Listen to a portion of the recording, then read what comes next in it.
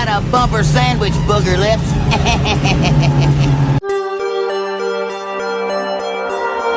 One thing about living in Santa Carla I never could stomach. All the damn vampires. Shut up! We're gonna get you, not another piece. When there's no more room in hell, the dead will walk here. I don't know what the hell's in there, but it's weird and pissed off, whatever it is. Jason's alive. He killed my friend, now he's coming for me. Look at me, Damien. It's all for you. You bastards! Why are you torturing me like this? Why? Well, I'll tell you, nobody handles garbage better than we do. What's going on, everybody, and welcome to a brand new episode of Gimme Back My Horror Movies, the podcast, first for the year. I am one of your hosts, Charlie. With me, as always, is Pete. Say hello to the people, Pete. Oil can. Oil can. Oil can. Oh, wait, here. There's my oil. We're a little rusty Just tonight. a little rusty tonight. We're going to find out if we can knock that rust off or just knock it off. Or It totally hasn't something. been a month since we recorded. Oh, no, almost two, hasn't it? Well, technically that. We did do our, we did the Christmas, and then me and you One did the action. episode in between. But we did it way back in December, so that we could have the holidays off. So as far as the listeners concerned, nothing changed. So yeah, and with the new year, it's January, and January means one thing: it's Charlie's birthday month. Birthday month! Whoop whoop whoop! Happy Woo! birthday! Happy birthday! Happy birthday! We'll see if happy Anna puts a birthday. giant happy birthday graphic Well, or it's something time to across there. celebrate your birthday. It happens every year. We eat a lot of broccoli and drink a lot of beer. You should be good and happy that there's something you can eat. A million people every day are starving in the streets, and that's all I remember. I would rather starve than eat the broccoli. I'll just say it right now. I would gladly give my share of broccoli to anyone, especially on my birthday. So yeah, you've heard my birthday pick, which is our New Year's pick for the action. We did Son of Death, which was a lot of fun. We did it. And yeah, we had a really good time. And like I said, that one was, I just really wanted to do it. It's not like I had a lot of nostalgia for it. So for horror, I had to dig into what makes Charlie tick. You know what makes Charlie tick is the greatest horror movie that I think, I think Jamie Lee Curtis is best known for. Like, I think this movie we're going to cover put her on the map. Like, completely unknown. Oh, did it? No one had even really heard about her. I think she did some weird movie called Terror Train that just went into obscurity. And so it really This turned. was a good one. Oh, no. Was The Fog. The Fog, yeah. The Fog. I know. So I know where you were going. I knew where you were going. It's a weather pattern of some sort. So it's some sort of weather disturbance happening. There's fog in this movie too. But yeah, I decided that we should jump right into 1999's The Virus, or Virus, or however. I don't think there's a "the" in it. No. For one damn reason: killer fucking robots. And we get that in abundance. There's no shortage of killer robots. And for all this movie's faults, god damn, these robots are good. They're so good. It's some beautiful stuff. We'll talk about it. We are going to get into it. We'll jump into my histories with this and everything. First, we're going to play the trailer. The trailer hit first. Yeah, and this is a decent trailer. It's a little bit longer one, but it's good. It gives you plenty of dialogue, plenty of action to listen to. So bear with me, but it's not like 3 minutes or anything. It's like barely over 2. So here we go. Virus, the trailer.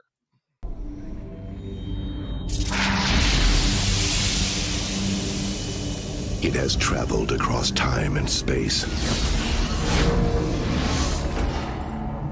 An energy force unlike any in the universe.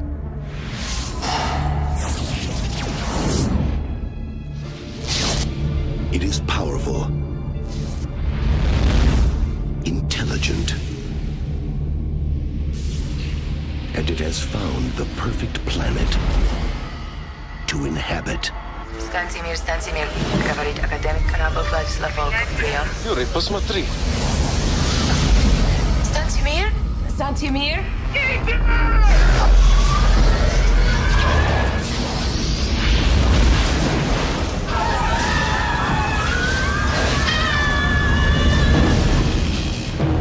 I'm picking up a contact. 12 miles out. Speed, 0 knots. It's dead in the water, but it's big. It's really big. Hey! Is there anyone aboard? I don't get it. I mean, we got a Russian vessel, middle of nowhere, dead in the water, crew vanished. I mean, why the hell would they abandon ship, huh? Shh. You hear that? We don't find any dead bodies.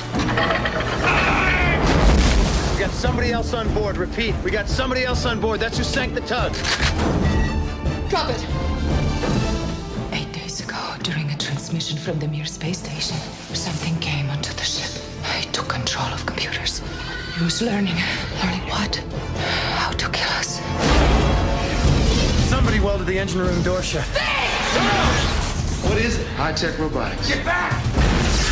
Now, in order to survive, It's creating a new life form. What? it wants us for spare parts. It must destroy the one threat Oh my God. to its existence. I'm gonna die! The virus called man. What's wrong with you? Nothing now.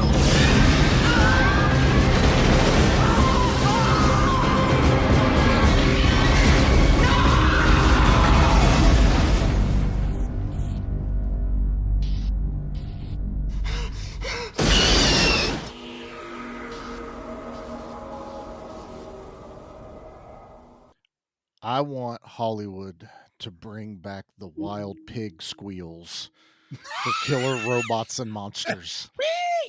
Oh my God, it's just. Oh God, it was just. We I did get a loved nice hearing that. Wilhelm scream later on in this movie too. Yes. There was only one, and it was perfectly. Oh, I can't wait to talk about this movie. Oh no, I'm looking forward to this. I do want to say right before we get into it, that was Peter Cullen, wasn't it? I think so. I want to say that was Peter Cullen. That was Optimus Yeah. Prime on that movie trailer voice, and it's just so. Hey, man It's paid so his bills sexy. doing trailers, and it's awesome. I love it, and I like a good trailer that just kind of tells you a little bit of what's going on, but doesn't dig too much into it. I hate today's trailers because they show suck. too goddamn much. Whereas show too trailers from the 80s, much. and this is totally a give me back sort of old man Pete thing, like give me back Right. my trailers, rah, rah, rah, where it's a teaser trailer, it literally teases the film, but it doesn't show too much. And Right. today I refuse to watch trailers today because they show too goddamn much. No, I 100% agree with that. I really do. So maybe we'll do that as a side project. Give me back my movie trailers, stuff like that, and just give us some. Here's a trailer. Tell me what this movie is about. That might be very interesting. Ooh, that would be fun. You just play it. You don't tell them yeah, what okay. it is. You Yeah, just okay. play it. Here you go. Now, what do you think this movie's all about? Yeah. Now describe it to me. That might be a lot of work, though, and I'm not down. Yeah, for I'm not into a lot of work. That's counterintuitive to 2026. Exactly. Not doing that. Not doing that. So let's jump into our histories real quick, and then we can jump right into the movie. Pete, I'm going to start with you. I don't know. I guessing this is your first time, so my question is: have you ever heard of this movie prior to me picking it? Okay, so when you picked this movie, I had no idea what this was. Then I remember you picked up a toy a couple years ago when you visited Columbus, and I'm like, that's what this movie's all about. That's where that toy came from. There it is. Yeah. Which one is that? Is that Billy Baldwin? It's Billy Baldwin. Okay, It's okay. Steve Baker. Yeah. So We'll get into that more, but I do. The have only it guy that's ready got to a go. last name, or well, Foster had the last name. Did she? I forget. Okay. I forget what her first name. Kelly Foster. Oh, Kelly Foster. That's right. Yep. Yes, Kelly Foster. Anyway, it's real dodgy character. Anywho, so I vaguely remember this. This is in the era of VHS covers that just suck. They're superimposed faces on some background. Ugh, hate it. Bring me back the lithograph guys. That's what I want. The Indiana Jones posters. But this, man. It's pitiful. It's awful. It doesn't pitiful. It doesn't say you got to go watch this movie. Right. It's just like, hey, there's a couple of pretty faces on the screen and maybe a robot. I don't know. Anywho, no, I've got zero experience with this. I may have seen it in my video store back in '99. I had no desire to see this, and yeah, this was a first time watch. So, Awesome. but I know you've got some experience with this. I do. This isn't going to be like some big nostalgia way for me, but I did see this when it came out on VHS. Ah. I didn't go to the theater and see this, so this was an immediate rental. I'm pretty sure Dad and I saw a coming soon trailer on another movie, and that was always something that Dad didn't like horror movies, but if you put robots or a monster, like a creature in it, that was our jam. That was horror movies we could get behind. Yeah. And so this was an immediate rent for me and him. This was like probably either right before I moved to Ohio or I had came back home for like an extended period and we rented it and watched it. I just know Okay. me and Dad sat there and my God, for me, I love creatures and monsters and shit like that. I love this movie. Watched it a lot. I've had this on DVD for a while. I've got the Shout Factory Blu-ray now, which it looked great, probably the best I've ever seen the movie. But yeah, I also didn't know this movie was not particularly cared for a very long time. I not plugged into what's everybody think of Virus, but it was probably 6-7 years ago, I think I was watching it or something, and I was looking stuff up on IMDb and realizing that like, why are there so many people shitting on this? Like, what am I missing? And then I found out that Jamie Lee Curtis hates this movie. Like, hates it. Hates. With a red hot passion of 1,000 suns. She hates this movie. And I am just like, and I watched this movie and I know it pretty well, and I'm just going, why? Did she have a bad experience with the cast or the director or something? That's all I well- can figure. This kind of looks like it's a lot of fun to make. I mean, this is I big budget special Yeah. effect robots with body parts in it movie, and it's glorious. This sounds like a lot of fun to make, if you ask me. I got done watching this, and Shout Factory always has some great documentaries and stuff. So I Yeah, clicked on okay. obviously the one about special effects. Mm, I didn't care about commentary or anything. I want to listen to the guys. And so there's some provenance behind these guys. Like these guys worked on Terminator, Ghostbusters, The Abyss. One guy worked hand in hand with James Cameron. And also, did you see who produced this movie, Pete? No. Gail Ann Hurd, James Cameron's ex-wife, who Oh. helped him do Terminator and Titanic, The Abyss. all of them. Yeah.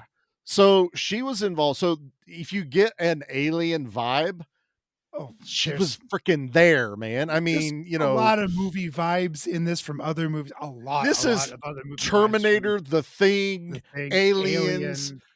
If you've but seen it's- Moontrap with Bruce Campbell and Dude, Walter Koenig, this carbon that- copy of this film. That was one of the big things me and Dad loved the most about this because it made us remember Moontrap, which is fucking hard to find. It is hard to find on YouTube. It is on YouTube, but I wanted a physical copy. Yes, The me too. Blu-ray's $120. That's not happening. But It's not the that good. DVD is less than 20. So we may be getting the DVD. Pete, Yeah, because I did see Moontrap when I was a kid on VHS. I remember did too. renting that because it was Walter Koenig and I was a Star Trek fan, and I just happened to get Bruce Campbell on top of that. So I'm like, this is great, and there were boobs. So there was boobs. It was one Dad introduced me to. I mean, I still I don't remember the movie perfectly. No, I remember the saw it opening once. shot of the credits, and I know it was Walter Koenig, and he's doing push-ups, and he's doing That's right. like he's freaking kind of ripped Mhm. a little bit in here. And I don't know what it is. Like that image is burned in my brain. And then I do also remember the half robot, half Bruce Campbell face. He's doing a Bruce Campbell face. Sure is. Just like that. But I really, really want to cover that one day. You- But I want to make sure you and I have a physical copy in our hands when we do it. But yeah, this movie, it's Moontrap on the ocean. Mhm. And Nate hates my underwater monster movies, which is just kind of in that vein. On top of the water. It's on top of water. It can calm down. This is on top of the water. It's fine. It's Anna fine. hates anything with water. So I was like, it's just me and Pete here tonight. Yeah, so we're going to cover a movie everyone else is going to hate. But I was like 50-50 on you. But I kind of had a feeling once it got into the robots and the gore that you were going to be like, oh, I get it now. Like this. Are we getting into the movie now? Let's get into it. Let's jump right into it. Yeah. From the jump, this movie spoke to me because it was ridiculous. It was Cold War, Mir space station. Yeah, but it wasn't even. It was 99, so it was well past the Cold War. It was still that Russian tension, right? And I had the opportunity to watch this. My wife had one of her dear friends over, and this gal is a linguist. She speaks a number of languages fluently, and Russian is one of them.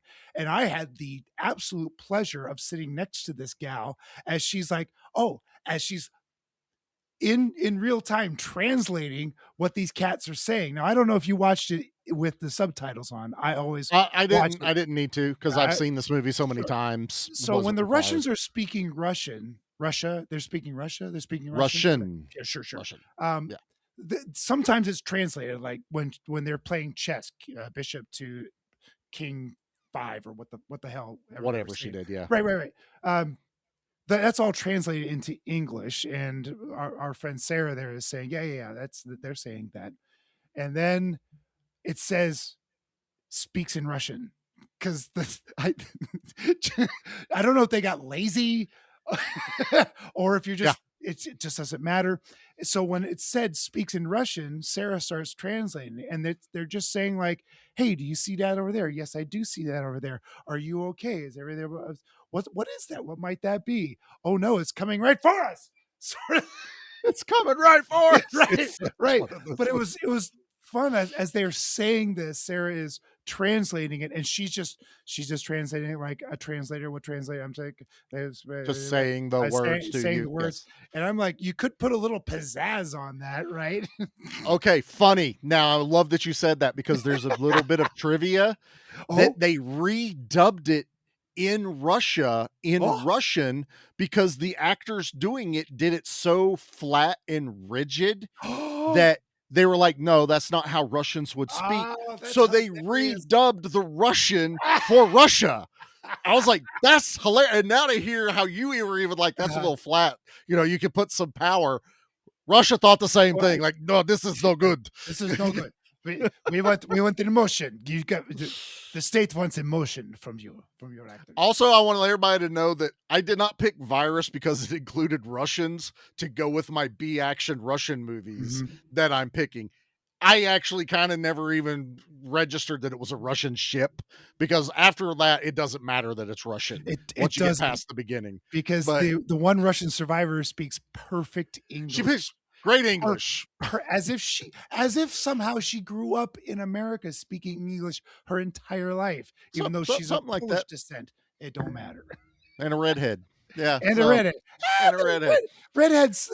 The redheads are actually the virus. They infect the world. Yep. They're just everywhere. They just pop up here and there. Yep. And then they spread their ginger virus. The ginger virus. Also, like robots, they have no soul. So exactly. They just look right through you. This is soulless eyes, black eyes like a doll's eyes. Like a doll's eyes. Yeah. No underwater creatures in this one, unfortunately. Not even a fish. Not anything. But another big thing about this movie before we get into like the robots and stuff is for 1999, 98, this was like filmed between 97, 98. It's supposed to come out early. It was released late. Yeah. Even in that era, there is a shit ton of practical effects, even down to the ship is a model from the abyss. Yes. And when you do that, it just works. They're wonderful. They built this 9 foot tall, 4,000 pound robot. Yes. Robot. And this robot can move and it can emote. It's They got a Johnny Five face to it, so it kind of gives you a little. the every guy once in a who while- the guy who did it, Pete, built Johnny Five. Well, of course. I'm telling you, man, if there's a robot movie, these guys were on it. And I think that's what just drew me to it. One of the guys did Class of 1999, Oh, with the teachers and stuff in it. that's Pam Grier, Like, right? yeah, Pam Grier. Yeah, And so yeah. I'm putting together, watching this behind the scene featurette going, this explains it. Like, this truly is what I love to see. All these elements are working for me, and it's all right here in all its awesome glory. And all of the robots were built. There is a CG robot. It's the giant one, because they had a lot of like, it was programmed to do certain movements. And because it was so big, that took time. And it finally just got to, we're running out of time, we're running out of money. Let's animate this as best we can. I have zero problem with a little bit of CG and a lot of practical effect. That is always going to Yeah. be a big check mark for me. This is the era of. I mean, we're just starting to get into CG at this time. The CG is brand new, and it's become affordable as of '99. It's not. It's no longer cost. It no longer costs more than the practical effects. They're about even Steven at this point. Yeah. Which is why they still use a lot of practical effects in this movie. And it works when you're not CGing a humanoid, like the Scorpion Rock. We're always going to go back to that one. Oh God. Right. Oh God. You're sitting there going, well, that looked like shit. Well, yeah, but what's a it lot did. easier is to animate an already robotic thing that you can you're like, I can make it look like that. That's easier than a human face emoting. There's body parts on it. Who gives a shit? It's just pieces. So it works whenever it does animate itself. And then it cuts to live action, cuts to the animated, cuts to live action. I'm like, I'm loving it. I'm like, this is it. That's where to me, this like, is peak. Yeah, this is where I feel like today's cinema is moving towards. Like, they're not relying strictly on like the good films out there, right? The big films. Right. They're not kind of going relying backwards as far as CG. Right. Yeah. They're not relying solely on CG. They're making practical puppets. I think, what was it? Rise of Skywalker was a really good one where they had these crystal dogs, and they were mostly puppets, but they animated it with CG so that it looked otherworldly, and it was beautiful. Right. It was seamless. It was wonderful. Book of Boba Fett, same way. Lots of melting, like big giant puppets, but when they get to the face, and the face has to actually emote and talk, it's like, okay, yeah, sure, we're gonna move that mouth with CG instead of We're gonna animatronics. CG and stuff like that. Way cheaper, and I'm okay with that. Whereas I have no problem. And this movie also did that. So this movie, frankly, was ahead of its time. It was trying to meld those I agree. two together. And boy,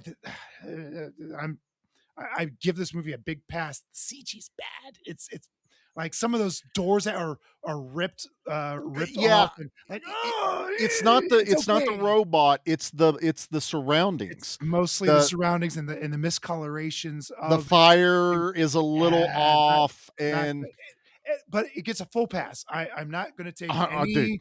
I'm not going to take any points off of it for any of that stuff, because it was the time, and it was quite frankly the inability of the software and the hardware of the time, even the programmers, quite frankly.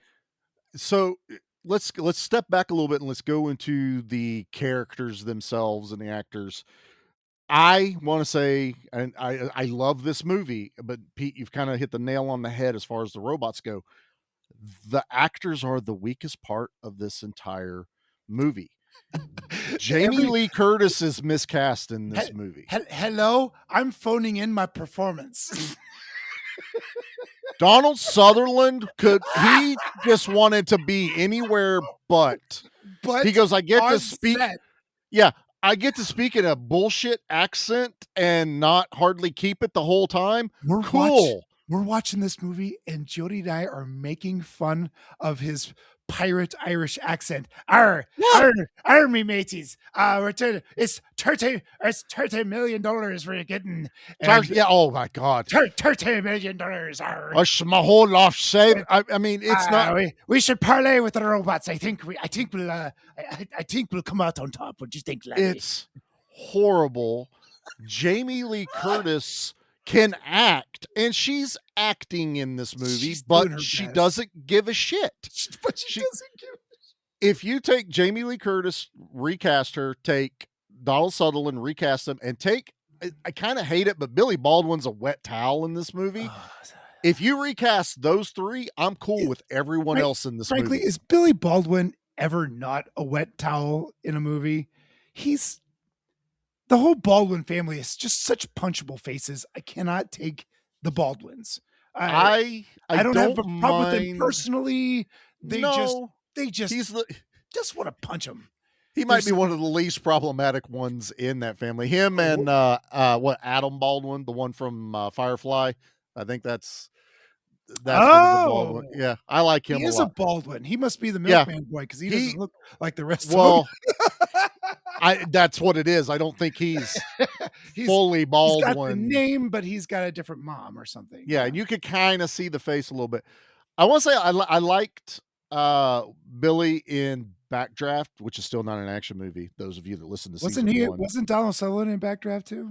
Yes, he was. Not two, also. Excuse me. But yeah, Backdraft 2, which I think is a movie that has. It would not surprise me. That movie made enough money for a direct DVD. But I kind of remember that I didn't hate him, but I also remember like Billy Baldwin doing movies like Fair Game with Cindy Crawford, and that was the only thing I remember from that movie is Cindy Crawford's boobs. Because it's Cindy Crawford. I mean, what boy didn't have that poster hanging up in his bedroom? I did. Guilty. Yellow bathing suit. You know, but he's not very heroic in this movie because it's kind of Jamie's like Sigourney Weaver movie. I don't think anybody's very heroic in this movie. And that's a problem. Really. I don't have a hero, and they're not no pieces. Hero, right? They're not shitty people. They're salvagers. Correct. Right. They're actually there to do a job. They're like, and they're being opportunistic because of what the position that Donald Sutherland put them in. Lost an entire one rope. Where's like, aren't they supposed to be tied off with multiple lines to this barge? And why is a tugboat in the middle of the ocean? I feel like that deal probably wasn't on the level. You know what I mean? Like, I think he took the long way around. Conversation I had with Jody, like, this is all under the table. He's smuggling a whole container ship of shipping containers. Yeah, because it sounded like in the film that he leveraged his entire life savings. This is all him, and none of it's insured.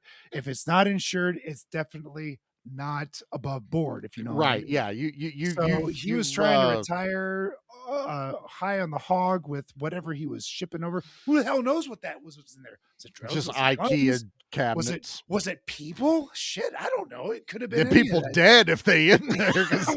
well, they lost the whole ship, so yeah. That tug gone. Of the ocean. Look, the hurricane storm looked awesome in this movie. I really believe the miniatures were delicious. God, the miniature was just wonderful. Fantastic. Every time it cut to, because that was a real ship. From what little I read, that was a real they were on a ship. It was scuttled. It wasn't scuttled. That's the wrong word. It was docked. It was it was right. It was decommissioned. It was docked. It was there. They had to paint it up nice and friendly. One half of it. The other half was right because they couldn't rusted. afford it. Right. It was very funny. You ever seen the movie Down Periscope with Kelsey Grammer and the USS Rust Bucket? I feel like I need a shot just to get on this damn thing. That's what I picture there. Yeah. But the miniatures, whenever they got real close, it was just brought my Godzilla soul, like, oh, that's so good. These waves are crashing over this tiny ship, and they got it focused in so close it looks real. There was weight to it. It was really was weight to it, and it's filmed well. There's not a lot this movie does, except that this movie, and I think they did it on purpose. There does come a point where you fucking forget they're in the middle of a hurricane. Well, yeah, till the last damn second. You need a breath before the hurricane comes back. But they're also going through a ton of shit. But now it's like, oh shit, there's a hurricane outside. I totally forgot Oh about. yeah, look at that, or a typhoon, or whatever it was. Were they in the Pacific? If it's Pacific, I think it's typhoon. I think they said it was the Pacific Theater is what so it said it's whenever. typhoon in the Pacific Ocean. Yeah. And international waters, Russia's doing tests that they probably shouldn't be testing. Like, I love that they look up what the ship is when they find it, and they're like, "Oh, it's a research academy thing. No armaments whatsoever, but it's got a cache of fucking gas masks, weapons, rocket launchers, and Surface air missiles." missile. I'm like, that sounds exactly like something Russia would say. There's no guns, no bombs. We are peaceful. We are peaceful sides of vessel. Peaceful Vessel. We are studying science. We are not a nuclear vessel. A what?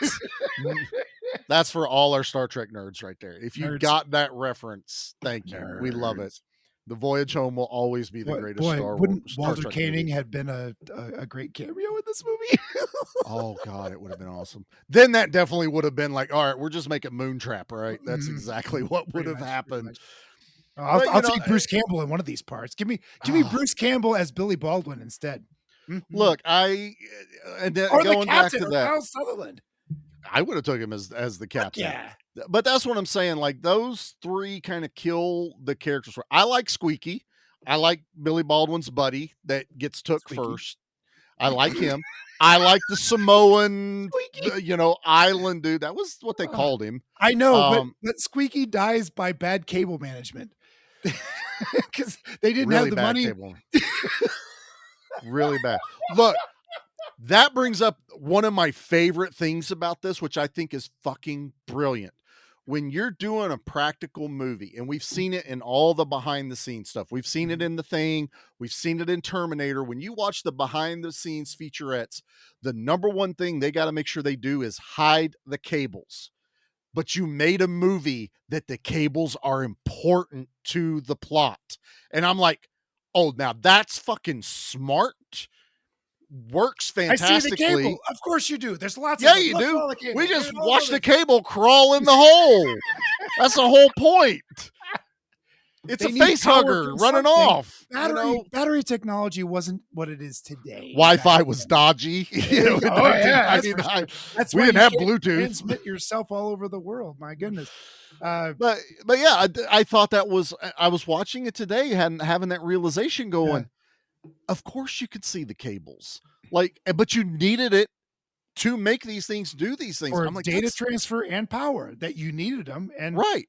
But the animatronics needed it. The puppeteers also the puppeteers it. needed this. Yeah. The Antony, whatever the captain of the Russian ship, the first robot we see, they showed the puppeteer. He's in an armature, so when he moves his arms, the robot's moving its arms. It's as if he's fully controlling it. He's the first one they see down the hallway. Yeah, it has the gun attached. The first Borg. It is totally Borg. hey, I Star love Trek too. fans. We're totally Star Trek in this. Nate's dying right now. Yeah, he's dying. He's like, fuck you fucking Trekkies. Nerds, we don't hawk Trek here. Get out of here. We have the phaser gun. This is before they hit the Delta Quadrant. This is they were experimenting with Earth way before the 24th century or whatever. Whichever one it is. I don't remember. I'm not that big of a nerd. I watch Next Generation over and over again, but that's about it. But no, I was watching this behind the scene featurette and just seeing the joy. I'll tell you this. There was one guy, the main guy, the guy that did Johnny Five and Ghostbusters and all this other stuff. And he's talking about this movie. He's talking a lot like this. Yep. Did that movie. I did robots one time and I was really fucking good at it. And now it's all I fucking do is robots. I'm like, bro, do you have any emotion? Everyone else is like, I had a ball. I got to make all the dead people at the end. This was a dream job. And it cut back to the other guy going, yeah, I made that robot. So the guy at robots is good at making robots, and he's a robot too. And he's basically a robot. And I just kept laughing every time the guy came on screen because he's just like, you could tell he's still like, I did a good job, I know it, but he was just like, yep, I did that. That was me. I made that robot. I was like, that's funny. I just got a kick out of it. I love those making of featurettes. It's the first Oh, time give I've me seen both. it for this movie. So it What was kind of a was real this? treat Was to this sit like there. a TV? Do you remember like the big films would have like before the film came out, they'd have a making of, and they'd put it half-hour show on TV. And they were terrible. They were bad. HBO was bad about doing that. Oh, they're HBO would always terrible. do those. I think they were kind of out of, favor by that Oh, okay. time. I mean, I'm Yeah, sure there was. that was an 80s, early 90s thing, wasn't it? Like It really you'd was. have Well, a featurette before the next Indiana Jones movie come out or something like that. yeah, or because there was no internet, so if you weren't buying the magazines or anything like that, Oh or yeah, on message boards, CinemaScape or well, Fangoria or Fangoria. Starlog, Starlog, you that know, was the other one. Yep. yeah, Starlog was another big one. So yeah, it was. They had to put these featurettes out, and there was no like bonus features. Once in a blue moon, you would get a VHS that would have one of those featurettes at the end. At the end, it was tacked on the end. Yep. Credits, and you'd have to look at the back because they would make sure you knew. There's something after the credits. Please keep watching. Stay tuned. It would be at the beginning of the. Oh, you're right. Yeah, you're right. Before this movie started, Stay it's like, tuned stay after tuned the first. feature. Exactly. So I do know they were on a lot of Welcome VHSs to like Give that. Me Back, folks. Hey man, that's another thing I want to do for 2026. I want to dig into the nostalgia of this. Why is Virus a movie I feel is a give me back movie? It's exactly what we're talking about. Practical robots, practical effects that work really well, but also give me a fucking R-rated movie that earns that R. This movie has probably as much gore as Hellraiser does. Like when it gets into the little factory where it's building body parts It's and gross. robots, there's upside down torsos that I swear they took from Predator hanging back there. I saw that. Yep. There's old dude that had Quado in his gut. Is that Dean Norris? I forget what that guy's name is. The ship pilot. The pilot, that guy. He was Woods. in something. I can't remember. Oh, Marshall Bell, that's his name. But I'm pretty sure he's Quado. He's also in Starship Troopers. He's the one that's hiding in the cabinet from the brain bugs, and then Michael Ironside knocks the shit out of him to calm him down. That's that guy. Where I think Quado's where I remember him the most. Quado's the big one you know him for. That one sparked a memery in my brain pan for sure. But his fucking head's just laying on a table. Like just there it is. Yep. And you watched them cut the brain out. And Ooh, they're literally dude, I had RoboCop 2 vibes straight from that when they pulled Kane's brain out of that. Yeah, killer robots again. Charlie loves this shit. But he pulling those brains out, and then they figure out how to communicate with the entity that's in this ship, and you're watching this movie and you're like, oh, the ship has a virus. No, this entity thinks humans are a virus. I like that little bit of a flip. Man is the monster, not the creature. Right. And they're like, well, what do you want? And it starts listing body parts it needs, like the optical nerve, pieces of the brain. And they're like, it's a shopping list. It's just, we just need these pieces, this part, Here's Grey's Anatomy. Just pick out what you need and yoink, put it there. And, and there's so many different robot creatures in here. Like it's not just the same thing. Right. You got creepy crawlers. You got again. like these arachnids on the floor. You got this flying weird thing. Ugh, that was gross. Awesome. Because that's in my was skin. That was skin that was on the like, it's the flying. Does it have a name for it? What do they call it? For those dragonfly of you virus. Aren't on YouTube, Charlie's showing us his virus toy that he bought. Yeah, years it ago. comes with the dragonfly, and those are the wings. Dragonfly, yeah. So and it they has were flesh wings for sure. So it's not all of them on the back, but you could get the dragonfly, you could get the scorpion, which you saw. It had little locking pliers. Sure did. As its claw. You could get a crab virus. I think that is a real I don't remember virus. seeing that. I remember seeing a sea louse or one of those sea lice. There, a beetle. So there's a beetle which like a pill might have bug. been like a pill bug. And then they made the giant monster at the end, the Goliath. Let's see. Hopefully they're Well, showing up for him, that Anna. that Goliath was a separate toy. Yes, it was totally separate. I Right. thought it was a Build-A-Figure at It is a first, but build. it It is turned out. also a build-up figure. It's both. There's both. But you get all the little dudes in here. So Mhm. this had you could get Alexei. That's the first robot you see. The Russian Alexei. Yes, captain. he was the Russian captain. Yes. That was Nadia's That was husband. dating The or stooping Nadia. Yeah. well, he's wearing the ring. She goes, "That was my husband." Oh, that's right. So Nadia, they made a figure. They made a figure of I Squeaky, just thought and she he's got. was naughty. Yeah. She's pretty hot. I would have rather her been the main She character than was Than Jamie? Jamie Lee. Yeah. Hmm. When you're doing a movie like this, first off, you should have went like, this is not Alien. This is not Terminator. We don't need this giant name. Let's just put some good actors in here that are going to sell it, because that's what most monster sci-fi features were. Maybe one named actor. That could have been Billy Baldwin. Maybe then it would have worked better, because he has zero chemistry with Jamie Lee Curtis in this And movie. supposedly there are a couple question mark. Maybe. Yeah, I'm not upset that they leave it vague, because I definitely didn't need that We didn't need storyline. any romance in this. There wasn't time for romance in this. And that's There fine. wasn't I'm time. okay with that. So another thing I wanted to bring up, we have a missing episode from last year. We have a lost episode that we recorded, never made it out. It was file corrupted, everything. Oh, Last year, yes, we recorded an episode of Deep Rising, Mhm. another underwater monster on a ship. A lot of themes with this one. It's the greatest episode we ever recorded. No You're one all will ever hear suffering it. for- it's lost. I'm sorry. But folks. Treat Williams' charismatic acting worked so well, and then for him to be involved with Jean Grey, I Famke. can't think of Famke Famke Janssen. Famke Janssen. Yeah. That worked amongst the chaos, because they were smart, and they made that movie somewhat be okay with comic relief in it. Like that Yep. movie had a bit of comic relief that worked really a well with little it. tongue in cheek going through that whole Yes. film, and it was well received. I thoroughly enjoyed that. Oh yeah, one day This didn't have did this have any jokes in it?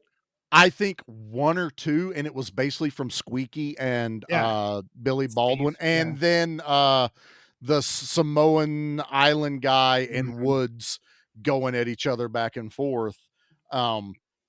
Yeah, I mean, I don't miss it. I do kind of like, maybe it's kind of like Aliens, where there's a few jokes in Aliens, but it doesn't change the tone of the movie. It doesn't change the Right. tone of this movie. I love the tone. humor brings this group of people together as like a cohesive team. Like even Sutherland says late in the film that he and his navigator Woods. Sutherland and Woods had been together for 25 years. 25 years. 25 years. And Sutherland is looking at the head of this man with no emotion. Like, wow. None. Like, you would think you'd be Man. friends by that point in 25 years. Shed some sort of a tear. You work with somebody for 25 years. You might not like them, but they are your friend. There was a line Donald Sutherland said in here, and I'm trying to remember exactly what it was said. I think it was when they first saw the radar of the Russian ship, because he's in his cabin loading the pistol with a gun because he's lost everything, And he's gonna do it. And Woods comes downstairs and goes, "Captain, we need you up top. There's something out there. It's dead in the water." And Donald Sutherland goes, "I'll be there in a minute." And if you think, if it goes too fast, you're not thinking on it. He's got a gun in his mouth. "I'll be there in a minute. I'll also be dead in the water." I was like, if you could have pulled that kind of dialogue and delivery consistently in this movie, would have been a whole lot better. But I was just saying, because he pauses the correct amount where it's like, that's not what you meant. You weren't meaning like, "I'll be there in a minute," like I'll be up top. It's like, "I'll be dead in the water here in a minute too." because he's ready to just end it. And then he has the epiphany of, well, maybe it's, salvage. Let's go see what's going on. Right, salvage, right. And I'm probably giving it a lot more credit than it is, but I do feel like that was purposeful. I feel like that was I'm about dead too. So I think it's time for us to hit a commercial. What do you think? I would love a commercial. Let's do it. You're watching the USA Network.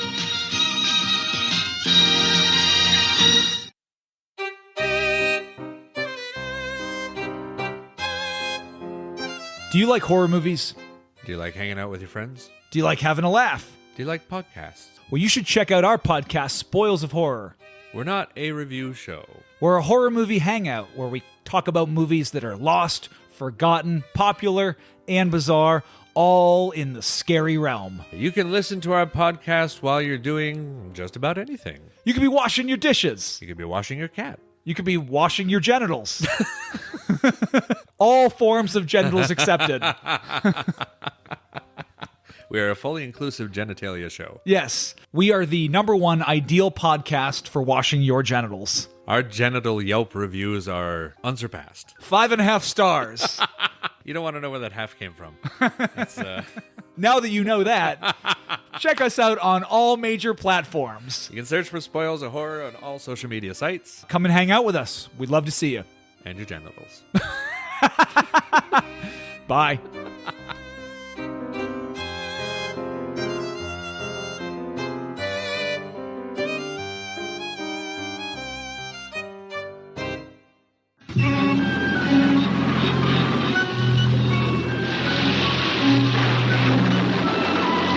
Just when you thought you were safe, the terror continues with another chilly tale tonight on USA Network's Saturday Nightmares. So I would be remiss, we danced around the word Charlie as Donald Sutherland is trying to, or thinking about. Yeah, I said gun in his mouth. I kind of figured people would take it. You could have also said something like sewer slide. Oh, that's right. That's the new phrase the kids are throwing around. Yourself. Yes, the kids are doing that, especially the kids over at Spoils of Horror. That's what I thought. They turned me on to that. Those phrases. They turn everybody on, Pete. I was trying to get that joke in before we took a break, and I love that we came back with it. I think that's awesome. I also not speaking of Spoils of Horror, but they also just did we can talk about them. They're not here. Well, again, not planned. They messaged me saying, "Hey, we're taking a break. Can we share one of the episodes they were on?" And we've done that. Like we got ones from other podcasts. When Good Beer. You did that for us when we lost. I've done it for you guys. So I gave them the class of 1999. So that one came out.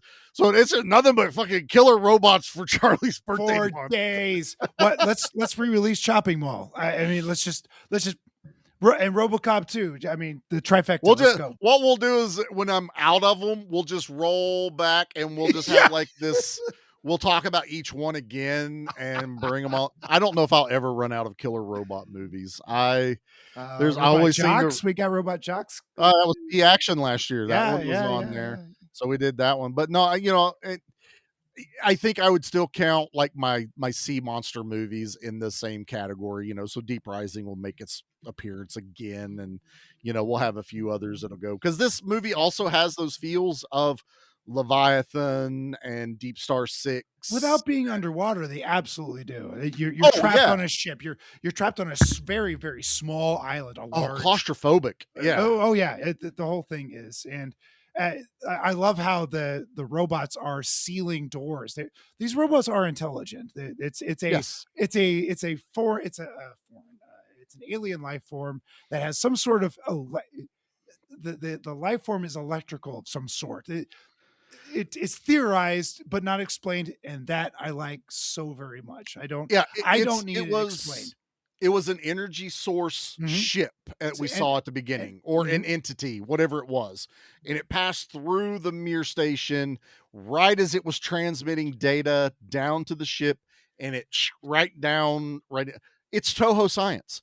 I don't give a shit. To me, it worked. They explained it well enough. Boom, we're here. And now, as we talked about, all these little vestiges of the monster are still connected to the brain of it. So it's not like all these things are out there doing their own thing. I do think Donald Sutherland's robot later still has sentience more than, say, like Squeaky and the other ones. He either was allowed sentience or his alpha male afforded him that sentience, because he definitely, when he appeared, he definitely was not a drone like Squeaky was. Right. Or even Alexi. Alexi, I think, was also a drone. Like he was definitely a drone because he's basically just going off of synopsises. Squeaky, I love the way they did Squeaky, where because it helps it for Donald Sutherland's character later. I like that when Squeaky appears, there's another bigger robot behind him, almost like Squeaky's on a leash. Yes. And, it's kind of somewhat controlling what Squeaky does, because Squeaky's like bait. He's a lure to bring in, because I mean, fucking Billy Baldwin just opens that goddamn door like, motherfucker, have you not seen what's going on? I get it, that's your friend, but maybe wait till you can see him, not a shadow of him, before you open that fucking looks door. like Squeaky. Hold on. Why don't we just wait a second here? Let's take a beat. And Squeaky also seems to say, and I don't know if this was programmed by the robot that's controlling him, but he does go, was it Steven? Was it Steve? Yeah, Steve. He asked that question a couple of times. So at that point in time, Squeaky was either programmed, or I'm gonna say he was fully programmed. Had some sort of remnants of his old self, a memory or something. To go, huh? But he still couldn't control himself. Right, because they do a great shot of him where just his upper torso comes through that hole in the wall, and dude lights him up. But he doesn't feel, I guess he's a machine and he's not alive, but he doesn't feel Donald Sutherland alive at the end. And I like that because Donald Sutherland feels like he accepted what the alien was giving him. He embraced it. He's like, gimme. Well, he's old. He looks at a younger picture of himself as he let himself down. He's lost everything.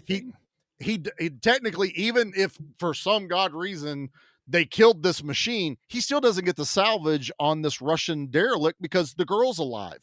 So maritime law, he's lost the millions he would have made, the thousands he was planning on making.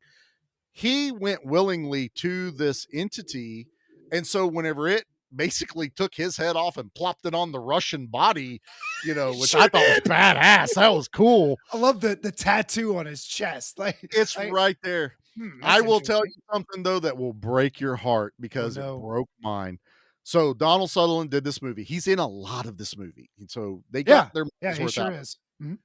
Robot Donald Pleasance, though, he goes, you got one fucking day.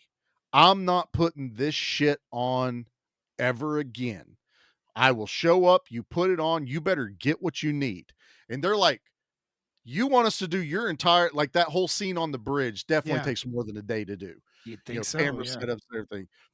And they had the fake animatronic one for, stuff that Donald Pleasance was going to do, which is beautifully done. Sutherland, please. Sutherland. Yeah. Just killing me. Jamie Lee Curtis, Pleasance, whatever, Jamie Lee Richardson, whatever. Fuck it. Fucking Captain Ahab, whatever he is. Ahab, there you go. But anyway, he's like, you got one day. So they're scrambling. Let's get this done. They have put thousands of dollars into this makeup. They've worked their butts off. They get his face looking great. It's got the scars. It's got everything. Oh, the and he's got these whoopie doopie doos that come up on his eyes. Oh, he does the Borg lens. He's got a robot pirate patch. And he goes, shoot, the visor. Just I'm maybe still Sutherland. Me taking over this vessel. Arr. But they did all this, and then the back of his head, they had it opened up to an exposed brain and these electrodes that went in and they were lit up and it was backlit and they had this plan for this camera to go around and show it. When they got ready, when Donald Pleasance gets the makeup on and they get him out there to go, he goes, "Where's my hat?" And they're like, "Donald, you don't have a hat in this scene. We're showing off all the work we've done." He goes, "I want my fucking hat." They fought with him for a while till they finally just said, "Fuck it." He's wearing that goddamn captain's hat. I felt bad for them because of that. Is royalty. I mean, He is, but that's also grumpy old fucking man also attitude. that I get it. Like, okay, so I'm Donald Sutherland. You almost said it too. What? Yeah, right. I'm old fucking Pete, right? So what is he, like 65, 70 at this time? He had to have been. I don't blame him for saying, like, boys, here's the dig.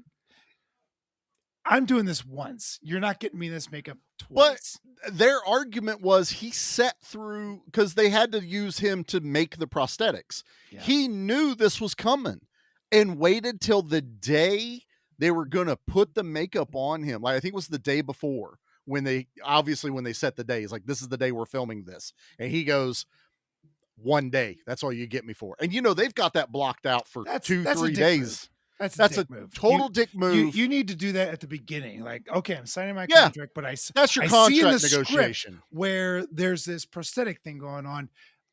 Go for it, man. But you got me for 1 day. I'm only going to put that shit on once. Now they could have planned that all out. And then the real dig was throwing the hat on, covering up amazing, because they showed the prosthetic. It looked amazing.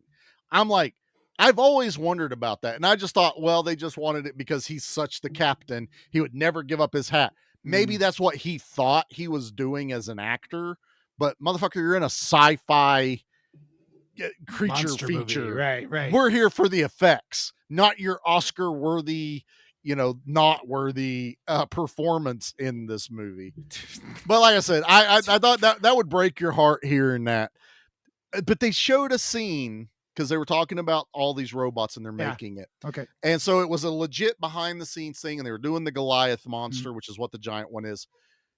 The camera pans over to Jamie Lee Curtis, and she looks like she could stare hellfire through everyone at that moment. And I went, there it is. I said, there's that I hate this movie.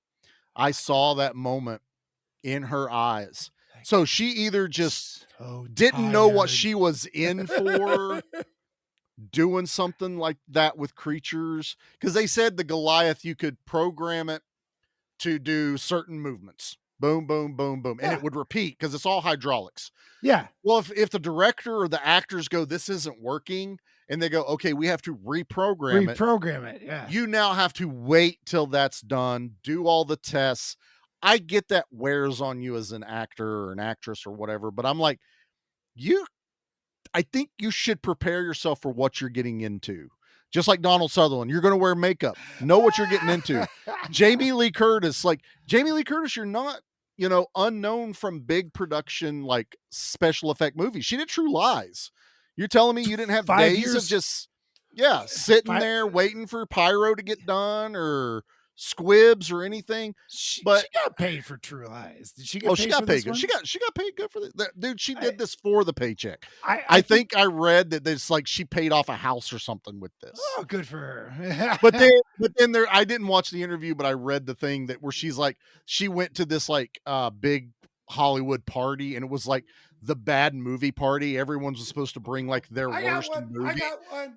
She had the balls, and I'm saying, I don't give a fuck. She had the balls to basically tell this interviewer, like, I was walking into that party winning because I did Virus. I'm like, fuck you. It wasn't that bad, but It's not. But so Jamie Lee Curtis and Donald Sutherland, we have a couple of. And I'm gonna call. I said it once. I'm gonna say it again. Say it. Royalty. Royalty. This is Hollywood royalty. Both of these people. Baldwin, at this point, Sure. He's part of a couple princes, I guess. Right, you know, right. He's there are a in the few dukes. He's in the aristocracies of somehow, somewhere. Yeah. He's a low level duke, I suppose. Dookie. Duke of Wesselton. Like, yeah, right. Duke of punch you in the face. God, I can't stand to look at him. Anywho, it's all Baldwins. This movie would have served itself better by getting. I love what you said, Charlie. Put Billy Baldwin in this and get me a couple of unknowns. Yep. Maybe not unknowns, but not Donald Sutherland and Jamie Lee Curtis. I know why you got these two, because they're driving the film. They're making the poster look great. To me, I was like, they went, just give us some of the biggest names you can think of and we'll cast a net. And whatever fucking reason, these two people said yes. I'm like, that's your fault. A sci-fi horror movie it's a hard thing to, man, it's a hard very thing to hard. Even James Cameron with his Avatar movies, that's all animated. No one's putting their face on that just in case it sucked. And but I don't know now how it's making now it's making billions of dollars. Yeah, whatever. It's terrible. Dude, I haven't watched the most recent two. I watched the first one. I watched the first one, and that's it. I'm telling you, I'm not probably going to watch the next one. I am not interested at all. At all. They do not like the wow of that story, and the 3D of it is over. I haven't even watched. I've watched Avatar twice. And I didn't really, need to. Time. I watched it. I went to the theater and I saw it, and then we rented it or watched it on streaming, and I watched it that way. Because I could take a pee break, but I was just like, yeah, I'm good. Like I don't need to see this. The story anymore. Wasn't that interesting to me. No, like, whatever. That's my whole give me back shit. Like this is gentrification and appropriation. It's not cool. Yeah, and raping the lands of minerals and goods and unobtainium. I want to punch James Cameron in the face for unobtainium. Fuck you. Apparently, I don't know, but there's another thereafter in this most recent one. I don't care. I'm like, just fucking take the whole planet. Like I don't. Don't pay attention to me, Yeah, I'm worthless, Torium. I'm over that whole thing here. It's where I would much rather watch this movie twice, and you still wouldn't be done with your Avatar movie, probably. True. I'll have more fun with this one. By the way, I want to. So I was interested. You picked this movie, and I looked it up on IMDb before I got it from the library. It's my birthday. You're not supposed to be mean. And so, you go on IMDb and you go like action, horror, action, comedy, drama, horror, whatever. Yeah. This is alien invasion, body horror, disaster, action, horror, sci-fi, thriller. It it just made me laugh. Like Jody asked me, so is this like an action horror movie? Like, let me look it up. Oh, it's that and more, honey. It is. It's a little bit of everything. It's a little bit of everything. And the one thing that it isn't is comedy. And I wish they would have thrown a little bit of silly in it. And silly, but we're laughing at stuff we shouldn't be laughing at, like Donald Sutherland. Oh boy, was I laughing! Yeah, like look, I know what I did. $30 million. $30 million. Dollhouse. I go. You got to parlay this robot here. Yeah.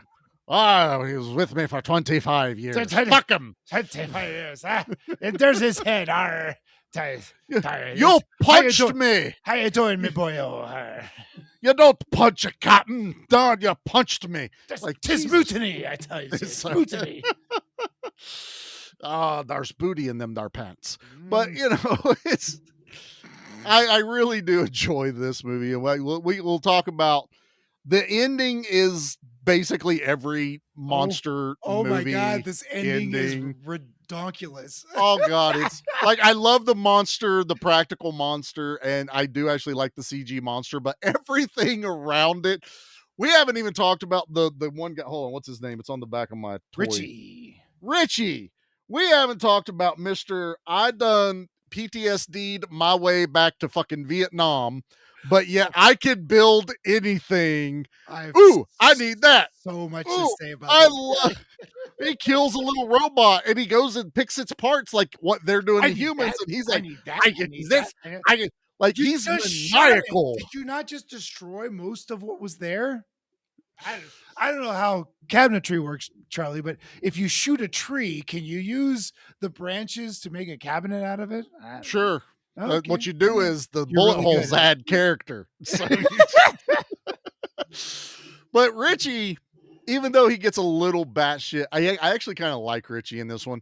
Oh. My favorite scene of Richie is before he goes mad. It's when they find the machine shop that's working and building He all is the robots. a kid in a candy shop looking at all those like this machine shop is full of Honda car assembly arms, and it's going Russian whoop, whoop, robotics. whoop, whoop, whoop, whoop, and just putting shit together and making battle bots left and right. Basically, it's what they're doing. Yep. But this is that tiny little bit of comedy that was working for me. Is he reaches over and he kills the breaker to that room, and everything goes dead. They walk out, and then the machine, the ship, electrifies everything, turns it back on, and he leans his head back around the door opening. I lose my shit every time because it's like, what's this motherfucker doing? It just, and then walks through the fucking machine shop as if it's totally safe. Goes back in. Like I'd be like, nope. No. But this ladies guy, and he gentlemen, loses we need his to cut the shit. power to everything because this ain't right. Look, the Russians had it right. They killed the ship. The ship was dead in the water. Dead in the water. The only thing they didn't do was sink it. That is, I feel like, the one downside to Nadia, because she has her redemption thing where it's like, we got to sink the ship. You've had that ability. You were hiding in the locker. Why didn't you? It's been 7 days till, they found the ship from the attack. Why didn't you sink it already? Okay, fine. We don't have a movie. She's one person. She's basically Newt. You find the girl, she takes off running. This is so Aliens. It's not even funny. I mean, it's a lot of things, but it's homages. This movie is not copying one thing, which I give it its credit. It's homaging a lot. It's got a whole thing scene because when the I keep going back to my figure. What was its name? Alexi, the Alexi robot. When they bring it up to the captain's deck, and they lay it on the table, and fucking Richie's poking at this shit, poking its brain. That's right. And then we find out, oh fuck, there's still a storm outside. Whoops, we forgot. Whoopsie. And Alexi's body falls off. Its skull pops up out of its fucking body, just like Norris does in The Thing, where his head just raises up and does the whole or the backwards chest breath. buster. That's that chest buster jump. Oh, it's every bit of it, and it's glorious. Oh, it's cool as hell. Yep. But that's what I like. See, I think we've had this conversation before. When is homaging, or at least putting your own spin on a classic story, when is that wrong? Because we have aliens, yes, but why not have aliens on a terrestrial ship now with robots added to it? They're not xenomorphs. The little robots emulate a face hugger, but they're not acting like face huggers. They're not attacking people like they do. They're actually leading them away. So it's like, you could be like, oh, it's an alien ripoff. I don't think it's ripping it off. I think it's paying homage. It's got flavor, but sometimes it's a not. ripoff is fun. Ripoffs can be totally fun. And I have watched some that are Alien and Terminator that are straight up ripoff, and they're glorious. Sudden Death was a Die Hard ripoff, and we had a whole lot of fun with it. We had a blast with it. Put John McClane in a hockey game. You're not going to get I him was to do not that. down for that movie. I was down for that movie by the end of it for sure. See, and that's what it is too many people, I think, will, and I think that's the issue with the bad reviews. Too many people immediately poo-poo it going, oh, it's just an aliens movie. It's so easy to shit on a movie or shit on anything, quite frankly. It's like, this is the most terrible thing ever. But if we have that logic, then we're only going to have 5 alien movies, which is going to be Alien, E.T., and a handful, Close Encounters of the Third Kind. Like, you can only tell one story of a type of alien. You can't ever do it again. And I think that's bullshit. It really is. Haunted house movies. Holy shit. They all slasher movies. They all slasher movies. They all stem from one thing. Somebody's killing people. Somebody's killing teenagers. Right. Oh, Scream is just a knockoff of Friday the 13th with a different mask. Yep. What? Who can I want another story. That director may do something different, and it's way different. No, it really isn't. Look, look, even the people that get in trouble. I love Lockdown, which is Escape from New York in Space. John Carpenter sued him and won. I still love the fucking movie. I still love Guy Pearce in that because it's like, okay, I finally got Snake Plissken in space, basically. Like, I think it's a win-win scenario here. Whoa. So we've got 2 escape movies, right? 2 escape movies, New York and LA. Kurt Russell's still alive, right? Yeah, I know. We haven't got space yet. So, but escape from space, escape from the moon.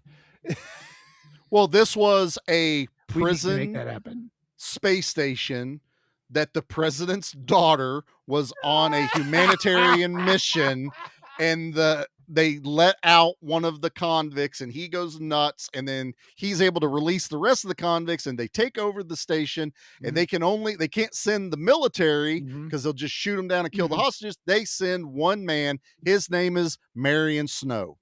It's Guy Pearce, who is basically Snake Plissken. Marion Snow. Marion Snow is his name. That's not nearly as badass as Snake Plissken. Well, he's called Snow the entire movie. You don't find out his first name is Mary until the end. But it's a complete Wilbur. Yeah, it is totally Escape. But I'm also like, should John Carpenter have won? Like, you never went to space. He didn't have an eye patch. He's not like, is it that close that someone went, yeah, you get the money for it? Because the movie's still badass. Yeah, I guess, but a French judge, but it's the French. Who gives a shit? So it's like, I'm not gonna poo-poo a movie like Virus and go, it's just another alien ripoff movie, and it's not worth my time. Speaking about foreigners. I don't know where you're going with that. Oh, well, okay. So everybody in this movie who dies,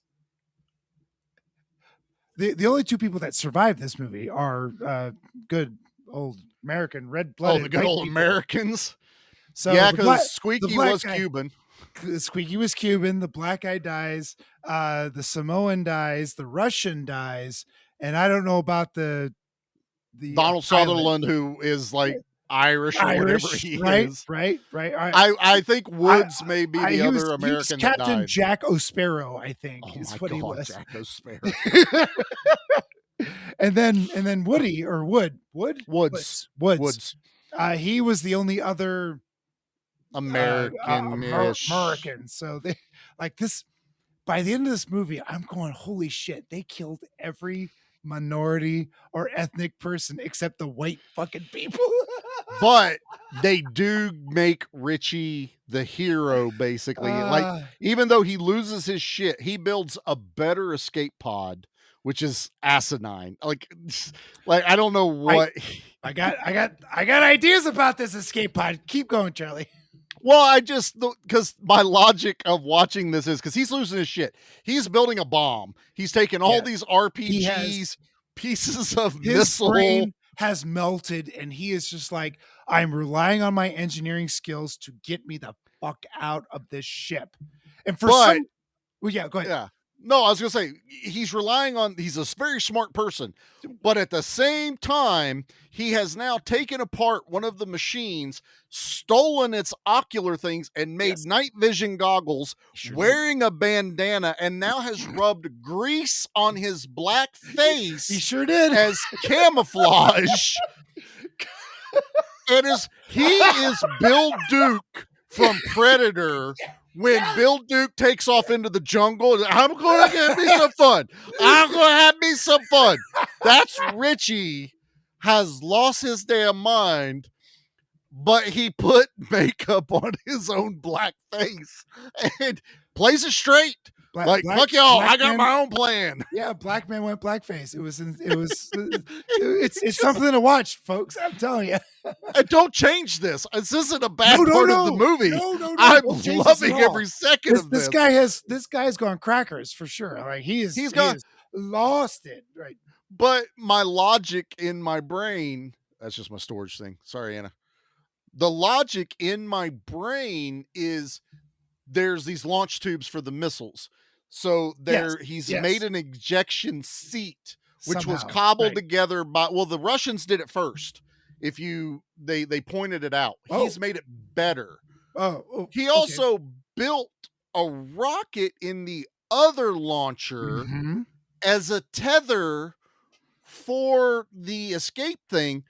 Yes. But the logistics of this means he had to build both of them, carry a shit ton of rope outside the ship, drop both sides of the rope down, go back into the ship, hook it to the rocket, hook it to the escape pod, and then hook the escape pod to every firing pin on his explosive device that he has created. Here's the funny thing, ladies and gentlemen, you will never understand any word that came out of Charlie's mouth just now until you watch this movie. You're like to watch it.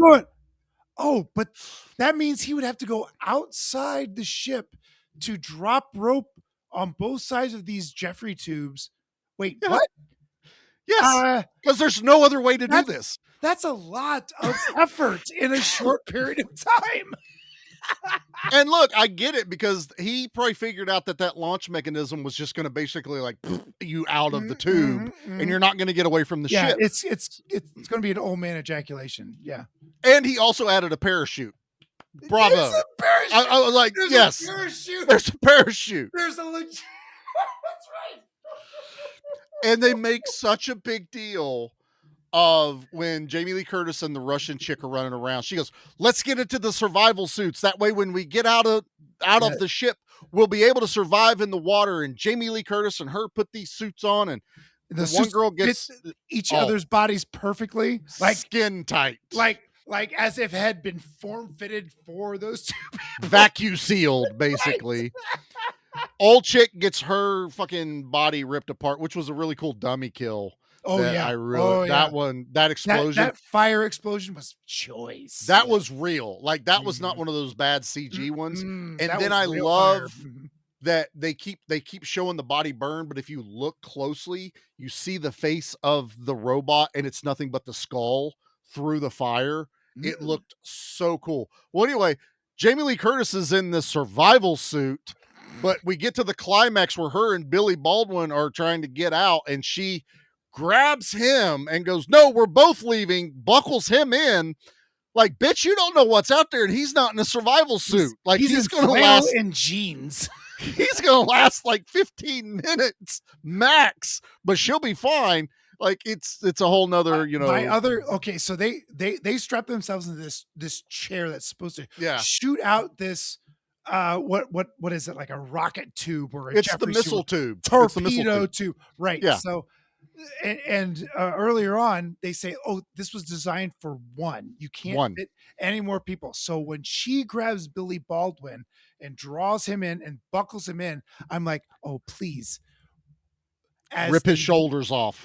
Like I'm thinking he's gonna get sliced. He's gonna get mandolined from his eyebrows to his kneecaps. But it doesn't happen. It doesn't work. Apparently, it's bigger again. He doesn't get blood big eagled. enough for two people. But oh man, I was like, Jamie Lee Curtis, it'll be fine. Here, I'm gonna buckle you in, and he gets sliced in half as they eject through the. Which is great. Now we do get tube. That's not right. we Jeffrey's tube is not right. We'll call it. We're still on Star Trek mode. All right, I know. So to your it, credit though, and all this is just against Nate. To your credit, when you're expecting something insane to happen, they do a pretty damn good swerve ending on this movie that I really enjoy. And that's the Haka or I forget Hakaba. I forget what his The name Samoan, is, but Haka the Samoan guy. Yeah. But It's good. so makeup. they blow up the ship, because of they've also dumped all the fuel into the hold. So it's ship gone. There's also a giant, like this other ship that's outside of the fog and the storm, and the ship blows up, and he's like, that's one hell of a flare. It's just, the rescue ship is smartly outside of the cyclone or just typhoon. outside of everything, but sees the explosion. Well, anyway, Jamie Lee Curtis and Billy are hanging on like Rose and Jack in Titanic on this piece of ship. Yes. Except there's plenty of room for both of them on one. Yeah, they fit door. totally fine, James. Yeah, it's fine. It's you fine. son of a bitch. Mhm. But there's one of the boats out there, and the Samoan guy, he's hanging on to it face down, everything, and Jamie Lee Curtis sees him, and she like patched this dude up. He risked his life to save her earlier in the movie, and then he dies. So there's some like, oh, thank God you're alive, you saved me. She swims over to him, and she like pulls on his hair, but lifts his face up, and like all the skin it's beautiful is gone off his face. But then he comes to life like fucking Friday the 13th at the end of the movie and just grabs her. One more jump scare. It's a great jump scare, and then she wakes up. They're on the rescue helicopter, yada yada yada. And it has the squeal of the machine too when he does it. I even now I'm just like, I really like this, because any other monster movie, the monster comes back. Like Deep Star 6, it jumps back up. Leviathan, it jumps back up. Deep Rising, it still tries to reach out of the ship and grab them as it explodes, and then it blows up the ship. But for this one to be kind of a slasher-esque movie ending, Yep. I was like, I like this a lot. And then, then the movie ends as any other, movie should end, like, a B movie sci-fi. They're safe. It was There's a no more to hard ending too. it was we're done. Jump scare. Okay, we're done. Yeah. Credits.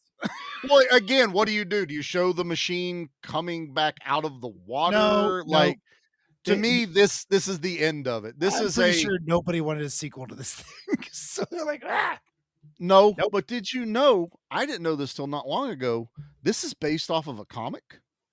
I read that, and it's comic Dark Horse. The screenplay was written, and it was given to somebody, and they said we can't physically, we don't have the technology not there to do this. So they they sold the script to Dark Horse, and Dark Horse produced it into a comic. And then in 97, 98, whatever. It was like 96, 97 when they first started. They were comfortable that the technology had caught up with the story and that's the story of a lot of things. Tank Girl's a great example. Oh, absolutely. That was a comic in the early 90s that had no business being a movie until it was made. Well, in the same vein, Hardware is kind of the same thing, even though I didn't know that it was already a comic, even though it's the exact fucking comic. No, you're a sack of shit. Yeah, but I do love Richard Stanley. I did get Dust Devil the other day. No. Richard Stanley. I know who you're talking about. Just admit it. Okay, no one gives a shit. It was 2000 AD comics. Yeah, just give them credit. Fuck it. You ain't got to give them money. Like just give them Ding credit. Dong that did the Hunger Games. Like, I never heard about Battle Royale. Bullshit, you never heard about Battle Royale. Everybody's heard of that, so no, it's fine. But no, good movie. Definitely serviceable, but I think it's time we get into things. What do you think, Pete? Do it. Let's do it. Awesome.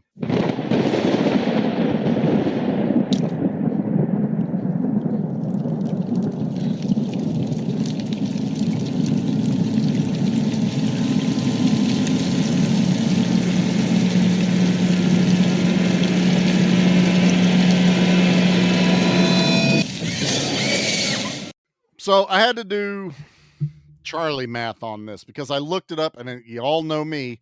I fucking hate when people count killing robots. They're already dead. Why are we No. counting killing those? No. That doesn't count. No robots. I will however, allow this to happen Mhm. because they do mention how many people are on the ship, and we Yes. are told they are dead, and then we get that awesome scene of Jamie Lee Curtis swimming through the dead bodies. Which cracked me up. Like, you've seen a lot of awful things today already. Today. Like, Yeah, and just in the last 5 hours. This is making you scream like a schoolgirl. Like, you'd be like, I would think you'd be like, God, get these dead bodies away from me. This is gross. If they were all naked and their wang doodles were hanging out, maybe start screaming. Screaming her lungs out. Like, she is exercising her scream queen status. And like, nope, I'm not buying it. You're phoning this shit in. In that documentary, the guy that got to make all those bodies, he was hired in to do it, and it was reshoots. They didn't have enough things to fill out Jamie Lee Curtis's scenes, so they added this one, and he made all of those. They basically told him, like, we need this hold that's full of dead bodies that are bloated, you know, whatever you want to do. And he goes, okay. So he starts sculpting them, and he would send pictures to get approval, and they're like, it looks dead and bloated. That's all we need. That's all we care about. He literally was just like, I was a kid in a candy store. Like, I got to do everything I wanted. It's my creation.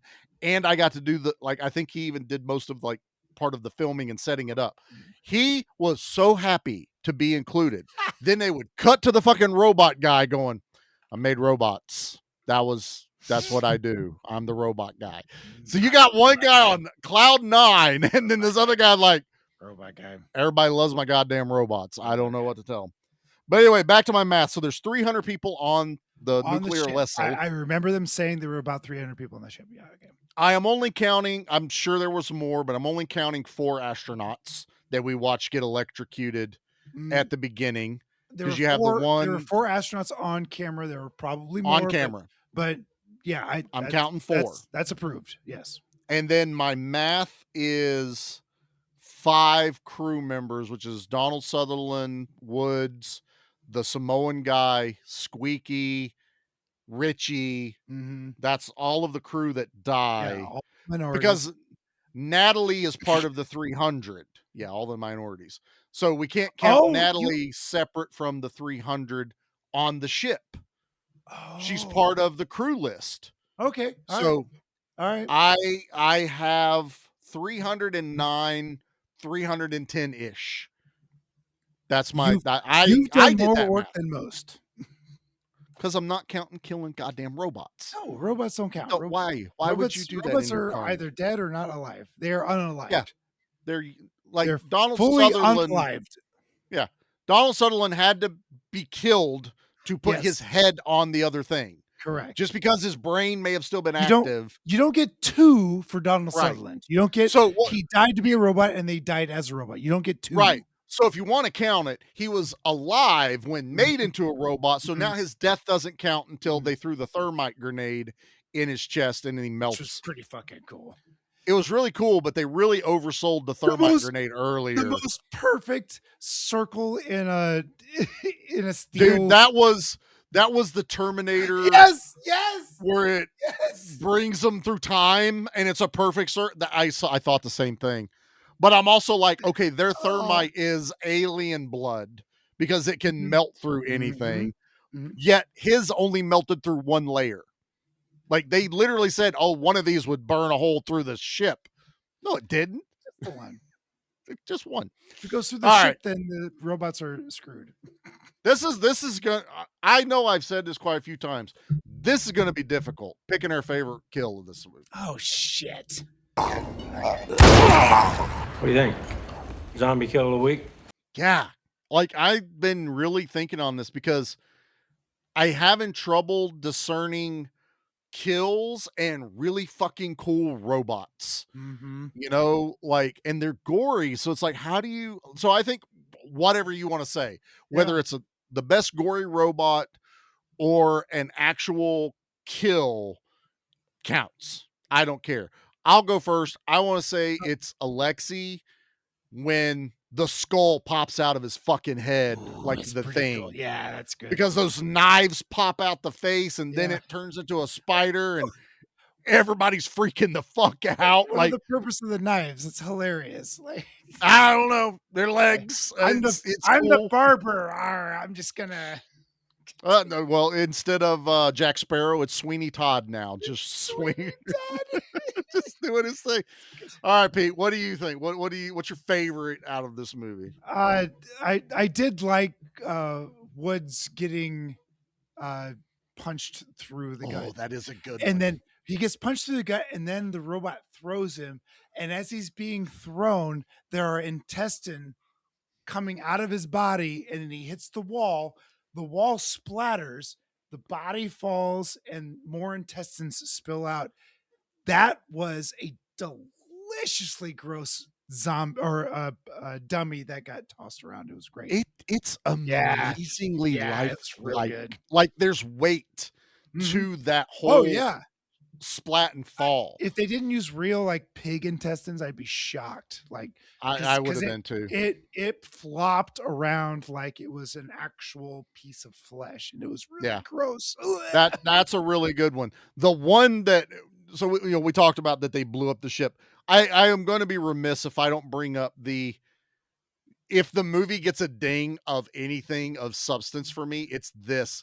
When it's torturing Jamie Lee Curtis Mhm. with the electric Han Solo rods Yeah, from and she's got Empires. she's got steel tip boots on because they arc So between, they're arcing they between each other. So while she's being tortured, Billy Baldwin comes running in, Ah. shoves his gun inside this thing, starts firing, but it knocks him backwards while he's pulling the trigger. Bullets are flying towards Jamie Lee Curtis, and then Richie comes running in, firing every gun, and then fires a rocket launcher through the machine towards Jamie Lee Curtis again. Total disregard for everyone's safety, and yet she gets out unscathed. There's so much delightful gunplay that is irresponsible on every single level you could possibly have irresponsible gunplay on. This is the kind of gunplay Pete is here for because I- it's not army gunplay. Right. This They're not is like, just there's people like somebody had an Uzi and they were pointing it sideways. they were gangster style. They Oh were my totally god, it was gangster hilarious. style. I was dying. Billy Baldwin is shooting an AR from his hip. I'm like, dude, that gun is going backwards. I don't. You're not strong enough to Look, hold that. and that's I honestly I love it. So the only person that showed any natural to it was Jamie Lee Curtis with the pistol earlier, but she mentions her dad was military. And then Richie, we find out, was Navy SEAL, whatever. He's military. Everyone else that picks up a gun has never held a gun in their entire life. They're truck drivers, is what they are. That's exactly what they are. Outside of maybe taking a class, they've got no real paramilitary experience. No. Yeah, you're fully expecting Billy Baldwin to be like that ex-military guy. No, he's an engineer. He's a head He's just engineer. He knows a how to head make engineer. shit. He's me. I can go fix something that's fucking broken. That's is that all broken? there is to I'll it. fix it. Here's a gun. What do I do with this? Can I hammer this? Yeah. Well, Point let's- that into the bad guys. Is this Gotcha. a rivet machine? Can I make sure that But that's yeah, properly- I'll give him some credit. But man, that whole ending segment where you're just like total disregard for human life as you're trying to kill this thing, it just cracks me the fuck It up. was hilarious. All right, so All right, let's rate this bad boy. Let's rate it, man. Guys, it's okay. He just wanted his machete back. All right, Pete, we'll put the spotlight on you, man. How All right. many machetes are you giving Virus? I started like the first time I watched this, I'm like, this is a 5 because it's like, watch it or don't. I don't care. Hmm. And then I watched it with Jody and her Russian speaking friend. Oh, by the way, did you see that the Russian words scrawled in blood? Yeah, I saw that. That was interesting. That was the word for help. No, Yeah. really? Yeah. So Sarah That's very Sarah cool. went, "Oh, that says help," and I went, "Holy shit, that's awesome!" I love that. Like Red Rum would have been funnier, but help was. But I'm digging it. Yeah, it was really cool. Like I'm digging that. the I like actual that. Russian word in Cyrillic In or Russian. whatever. Yeah. Whatever they call that. I don't know what it's called. That was me either. So my enjoyment of this movie increased tenfold watching it with these gals. I cannot give this movie a 10 because it's not a It's good not movie. there. It's not there. It's not a good movie. But I really had a ball watching this movie the second time. I'm going to give it an 8. It's probably more than I should give it, but folks, this movie is a lot of fun if you just want to enjoy a stupidly fun movie. It's bad. Donald Sutherland's accent, his Irish pirate American accent that just kind of ebbs and flows. The whole damn movie is worth your money. Go see this movie. It's an 8.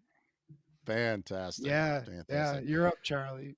Yeah, look, I have an affinity for killer robots and Mm-hmm. monsters. And when you mix, this is a great blend of both. Like I get that creature feature feel because I get good gore in this movie. Yo, this is like, I'm not overselling this. Like I love a really, really good gory movie. This one brings it while still it's robots. That was one of our big complaints with Chopping Mall. We wanted more gore with it. Even though it's a total blast and love that movie, you could have done more.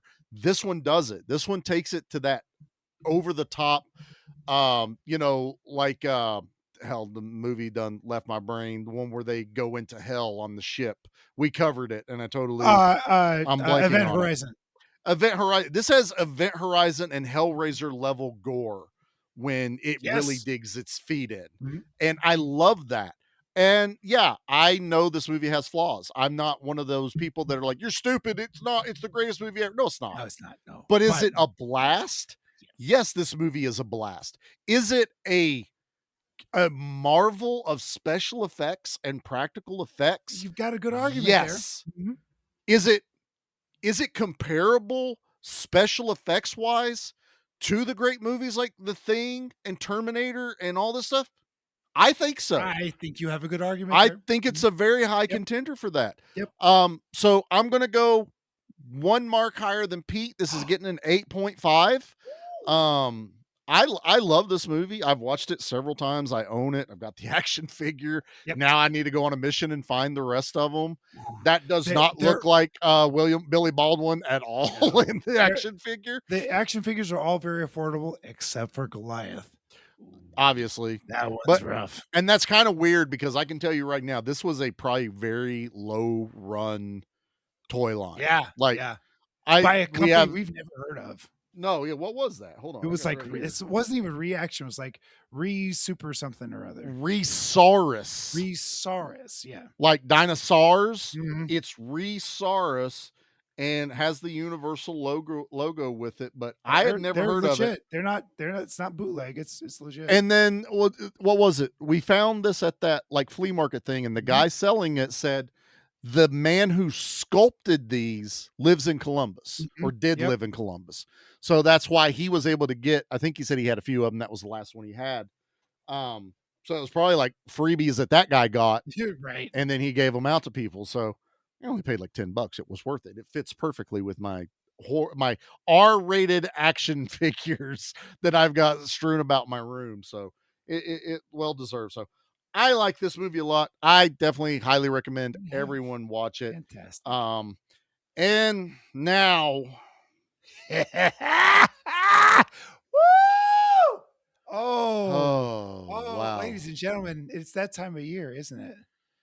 Why? Well, I had there'll be an episode in between, but there's a B action coming up. There's a B action coming up. But as far as this goes, February's next. And I also came to a realization the other day. Yeah, what's that? I'm How's that? I'm the last one standing. You are. You've ran everyone else off. You sure have. And I'm the only one left. Mm-hmm. Because it's month of Pete, isn't it? Pete. Month of Pete is upon us. God damn it. The dawning of the month of Pete. Dawning of the month of Pete. Woo! That's funny. We're singing the Aquarius. That's like, I think that's one of my, for January for my birthday, I'm an Aquarius. So now you're singing the Aquarius thing. Oh, on a water movie. That was planned. Did. I totally tell that you planned that. Completely planned that. Yeah, for sure. Pete, are you going to grace us with our first action Pete pick tonight? So we mentioned our friends over at Spoils of Horror earlier, and Charlie, I don't want you to suffer all by yourself. Okay. I'm bringing the boys in. Stephen and Leo are going to be joining us, and we're going to be covering a kung fu movie that might rival the kung fu of Monkey Kung Fu. If you remember that a few years ago, where the we movie watched, with too much kung fu in it. We watched a kung fu movie that had too much kung fu in it. Still don't know how that's possible, but it is out there. We saw it, right? Yep. I have invited Stephen and Leo in for Month of Pete to watch the 5 Deadly Venoms, one of the quintessential Shaw Brother kung fu movies. It is up there in the top 5 kung fu movies of all time. And we're going to learn about the snake style and the centipede style and the scorpion style and a couple of the styles that I forget. Toad, I think, is one. I have heard of this movie, but I have not seen it. So cautiously optimistic. Mm-hmm. I will send you a link for it. It's not. I think it's on YouTube, actually. No. It's there's a good copy on YouTube that I remember seeing. Okay. It's on. I don't have to go to that. It's on Archive. It's on Archive also. God damn it. But the YouTube is a very good copy. Is watchable. Okay. Yeah, very, very much so. I think the video is really quite good. Okay. I did get a copy from the library, and I'm going to listen to a commentary on it to see if I can't. Because I can always reach out and see if I can get one from my library. And your illegal that's all. Library. Yeah, I have hookups. I know. He's international, so I think there's certain laws we get around. Fair enough. But yeah, Shaw Brothers 5 Deadly Venoms, and that's going to be our first Month of Pete film. It's going to be a lot of fun. I've seen this a couple of times, so there's a lot of kung fu in it. That's okay. Maybe this one will be like the perfect amount of kung fu, unlike too much kung fu. Still don't know how that works. But it did. We bore witness to all it. 3 of us agreed. And that's what blew my mind. Like, we know we're watching kung fu, right? Yeah, normally it's cool. But when we all 3 go, was it too much? Yeah. And the kung fu was good, but wow, it was a lot. It was a lot of kung fu. Well, you're sitting there waiting for them to stop doing kung fu so you can just figure out what the fuck's going on. That's where it's too much kung fu. That's that movie. Yep. I still recommend watching it. We had a good time. 100%. Oh, man. The sledgehammer fight to this day is still one of my favorite fucking things. I still that was 3 Stooges with kung fu all day long, and I loved it. But somehow too much. Cool. Wow. I'm looking forward to it. And man, Stephen and Leo, hopefully, barring any issues. Again, all of our guests are subject to, as long as we can make it fucking work schedule wise with everybody. Life happens, ladies and gentlemen. Shit happens. So it does to us, man. We were supposed to have a guest, but they got sent out of town last minute, so it was too close for them getting back. So don't worry. But me and Pete, I think we've got this down, man. It's 2 for 2 now. Trick or Treat we did. Yes. Which was awesome. Then we did this one. We got this. Yeah, we've done this a few lot times. Of fun, wasn't it? That was a good time. A lot of fun with that one. So yeah, next week is my final birthday pick on B Action, where we just did Red Scorpion, and then we do Red Heat with Arnold Schwarzenegger. I had a theme. B Action will make you see red. this January. And for some reason, Virus had Really? Russians too. I don't know. Red It's just- Heat. dude, it's just Jim dumb Belushi. fun. Ugh. As Nate says, the wrong Belushi, which is why I had zero problem putting that on B Action. James Belushi. James Belushi. Is it James Belushi? Yeah, James Belushi. Jim's it's the one dead. he doesn't James is alive. The unfunny Belushi. like. Y'all keep saying that. I think he's great in Red Heat. I think he's great in it. It's totally fine. All right, that does it for us. We will see Thank you. in 2 weeks where we cover the 5 deadly venoms. Deadly Venoms. Pete month. It's here, everybody. That's what happens right after New I Year's. only You get know that, 2 right? this year, so you don't get a lot of. Yeah, it's almost like somebody planned it. I don't know, just ulterior motives. You know, I don't know. it just all that list I have that I haven't shared just goes further. Push back, man. And maybe it'll Yeah. come into the regular episode. Who knows? Yeah, see, because now it's just me and you get Yeah. picks now. I do. How about that? That'll be part of the Patreon. You can pick a film. Prevent Pete They from don't. picking a film. They don't know about that yet, Pete, but leave it in. I don't give a shit. We'll eventually. Oh, oops. No, that's a cool teaser just to let people know that. Okay, we'll talk about that later. Keep an eye out. Bye.